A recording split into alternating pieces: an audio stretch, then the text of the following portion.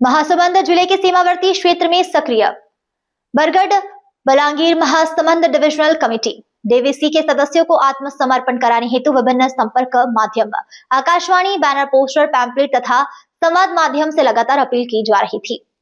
संवाद माध्यमों में शासन की आत्मसमर्पण एवं पुनर्वास नीति के तहत समर्पण करने पर अनुरूप इनाम राशि की सुविधा, हथियार के साथ समर्पण करने पर राशि की सुविधा और बीमार होने पर स्वास्थ्य सुविधा, आवास एवं रोजगार व्यवस्था का लगातार प्रचार प्रसार किया जा रहा था। बता दें आपको, माओवादी विचारधारा, जंगलों में घूमने से आने वाली परेशानी, परिवार से दूरी तथा पूर्व में समर्पण किए गए कई माओवादी साथियों को आत्मसमर्पण नीति की योजनाओं का लाभ उठाते हुए परिवार के साथ खुशहाल जीवन निर्वाह करते हुए देखकर हिंसा का मार्ग त्यागकर समाज की मुख्य धारा में शामिल होने का निर्णय लिया गया एवं बीबीएम कमेटी के 15 सदस्यों द्वारा जिला पुलिस महासमुंद के समक्ष हथियार के साथ आत्मसमर्पण किया गया, जिनका रक्षित केंद्र परिसर पर सदा में तिरंगा एवं संविधान के प्रतीक तथा शांति, प्रेम एवं नए जीवन का प्रतीक लाल गुलाब भेंट कर सम्मानित किया गया।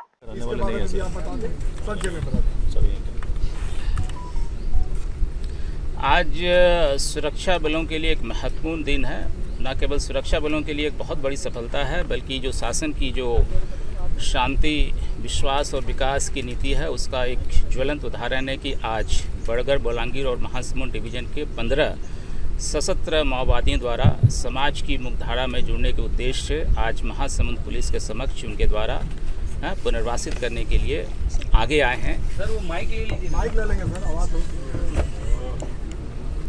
आगे आए हैं। उनका हम छत्तीसगढ़ पुलिस की ओर से, महासमुंद पुलिस और विशेष रूप से जो उड़ीसा संबलपुर रेंज के आईजी श्री हिमांशु लाल और उनके जो 2 एसपी बलांगीर और बरगढ़ के आए हैं, उनके समक्ष उनके द्वारा अपने हथियारों सहित समाज की मुख्यधारा को जोड़ने के उद्देश्य से पुनर्वासित होने के लिए आगे आए हैं। उनका हम बहुत बहुत स्वागत करते हैं और उन्हें हम आश्वस्त करना चाहते हैं कि उनका एक सुरक्षित पुनर्वास और अस्थायी पुनर्वास की दिशा में हम काम करते रहेंगे और काम आगे करेंगे।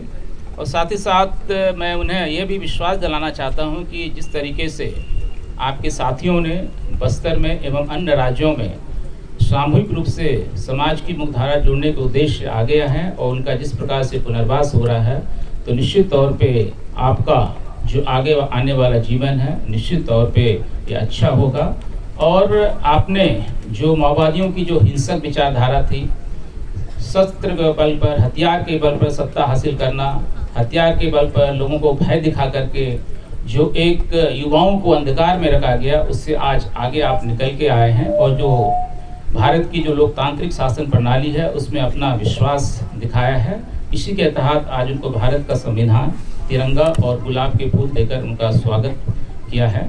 तो आज कुल 15 जो उड़ीसा स्टेट कमेटी के जो बरगढ़, बलांगीर और महासमुंद डिवीजन के जो 15 सशस्त्र माओवादी हैं, अपने हथियारों सहित, जिसमें AK-47, SLR, इंसास 303 और 12 बोर हैं, कुल 14 हथियार हैं और साथ साथ में इनके ऊपर कुल 73 लाख टोटल रिवार्ड इनके ऊपर घोषित है, जिसमें प्रमुख रूप से जो विकास है स्टेट कमेटी मेंबर है, साथ में 2 डिविजनल कमेटी मेंबर और अन्य ACM और पार्टी मेंबर हैं, जिनके ऊपर कुल 73 लाख का इनाम होता है। और जो स्टेट कमेटी विकास रूप से दर्शन है, इनके ऊपर 25 लाख का इनाम घोषित है। और इसमें जो विकास है तेलंगाना राज्य का रहने वाला है और बाकी जो अन्य कैडर हैं वो सारे छत्तीसगढ़ के और बस्तर क्षेत्र के रहने वाले हैं और विभिन्न जिलों के सुकमा, बीजापुर, नारायणपुर जिले के रहने वाले हैं। और जैसा कि आपने सवाल पूछा कि यहाँ पे क्यों, तो जैसे छत्तीसगढ़ की जो पुनर्वास नीति है, मैं कहना चाहूँगा कि एक आज के दिन में देश की सबसे बेहतर और आकर्षक नीति है और इसी का उदाहरण लेके बाकी अन्य राज्यों ने भी अपने पुनर्वास नीति में उसमें संशोधन किया है। और इनको पुनर्वास करने के लिए इनको पहले पुनर्वास केंद्र में और उसके बाद उनकी स्वेच्छा अनुसार जो भी स्किलिंग होगी वो सिखाया जाएगा। इनके ऊपर विभिन्न घटनाएं, जो घटनाओं में संलिप्त रहने के बारे में जानकारी मिल रही है, जैसे उड़ीसा राज्य में इनके ऊपर जो विकास है 7 अपराध और यहाँ छत्तीसगढ़ में गरियाबंद जिले के 2 अपराध पंजीबद्ध हैं।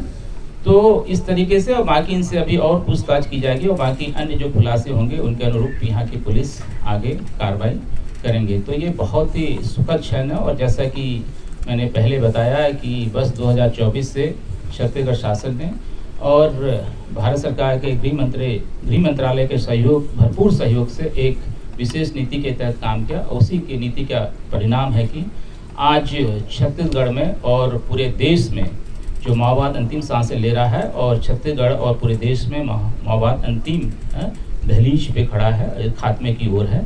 और आज जो यहाँ पे पुनर्वास के लिए लोग आ गए, उनसे कह सकते हैं कि रायपुर रेंज पूर्णतः, जिसमें कि महासमुंद जिला हो गया, गरियाबंद जिला हुआ, धमतरी जिला हुआ, जो कि नक्सल प्रभावित जिला हुआ करता था, आज उसको एक तरीके से हम जो आर्म्ड कैडर्स हैं, आर्म्ड माओइस्ट कैडर, उससे लगभग मुक्त हो चुका है। बाकी इनसे पूछताछ करेंगे और आगे जो भी खुलासा होगा उसके बारे में आगे कार्रवाई करेंगे। इस अवसर पर विशेष रूप से हमारे बीच आए हुए संबलपुर रेंज के आईजी हिमांशु लाल, रायपुर रेंज के आईजी जिनके बारे में आप जानते हैं श्री अमरीश मिश्रा, यहाँ के कलेक्टर, यहाँ के एसपी प्रभात और 2 एसपी जो आए हुए हैं संबलपुर और बलांगीर और बड़गर से, सभी का मैं हृदय से स्वागत। और आपका भी जो मीडिया के साथियों हैं, आपके बिना सहयोग से ये महत्वपूर्ण काम संपन्न नहीं हो सकता था। आपके द्वारा प्रोएक्टिवली इसमें सहयोग किया गया, तो आप सभी लोगों का मैं इस अवसर पर बहुत बहुत शुभकामनाएं और बधाई देता हूं। और निश्चित तौर पे आपने जो एक नैरेटिव बिल्डिंग का काम किया कि किस प्रकार से हिंसात्मक विचारधारा है वो बिल्कुल विफल हो चुकी है और आप समाज की मुख्यधारा में जुड़कर लोकतांत्रिक प्रणाली में अपना विश्वास जगाइए और इसी में आपका निहित लाभ है। और इसी के तहत आज 15 सशस्त्र माओवादियों द्वारा समाज की मुख्यधारा में जुड़ने के लिए आगे आए हैं, उनका हम पुनः स्वागत करते हैं। और जैसे कि शासन की हमेशा से नीति रही है कि उनका रेड कारपेट के माध्यम से स्वागत करते हैं और हमेशा यही नीति रही है कि जो कि भटके युवा हैं वो समाज की मुख्यधारा में आए और अपना समाज और देश के विकास में योगदान दें। इस अवसर पर मैं आपके माध्यम से उन समस्त कैडरों जो कि बस्तर में बच गए हैं, अभी भी जंगल में भटक रहे हैं, उनसे मैं अपील करता हूं कि आप इस समाज की मुख्यधारा में जुड़ने के लिए आगे आइए और अपना जीवन को बेहतर बनाइए और अपने समाज, देश और राज्य के विकास में अपना योगदान दीजिए। धन्यवाद। दबी हुई गरीबों की आवाज पर अब होगी जनता की बात। सड़क से पहुंचेगी संसद तक आवाज। सिर्फ सुन सरकार, देखिए चाणक्य न्यूज इंडिया पर। खबरें जो आपको सीधे जोड़ती हैं हमसे, जिनका आपकी जिंदगी पर होता है सीधा असर। खबरों की वही तस्वीर, बिना बदले, बिना डरे, जज्बा सच का लिए, सच दिखाते हैं। चाणक्य न्यूज इंडिया, हम हैं हिंदुस्तानी। कटेंगे तो कटेंगे। आज देश